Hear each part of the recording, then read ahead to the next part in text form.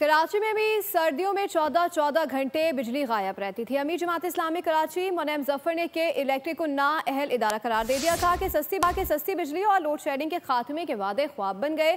के इलेक्ट्रिक ने नेपरा में 74 अरब रुपए सार्फिन से वसूल करने की दरख्वास्त दी है कि इलेक्ट्रिक का फॉरेंसिक ऑडिट किया जाए और बिजली की फराहमी NTDC के जरिए की जाए ताकि शहरियों को सस्ती बिजली मिल सके।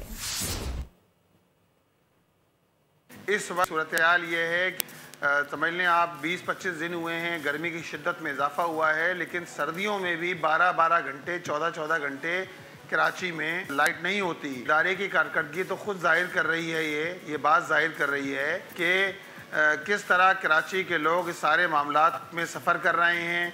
बात यह है कि के इलेक्ट्रिक की निष्कारी तो इसलिए की गई थी, लोड शेडिंग का खात्मा होगा, सस्ती बिजली लोगों को मुहैया होगी, लेकिन ना सस्ती बिजली मिली ना लोड शेडिंग का खात्मा हुआ।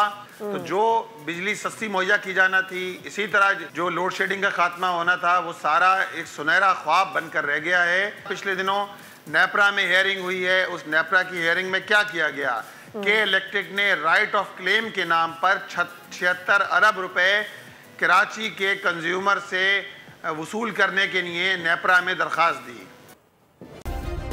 सब्सक्राइब करें और बेल दबाएं ताकि कोई खबर रह न जाए।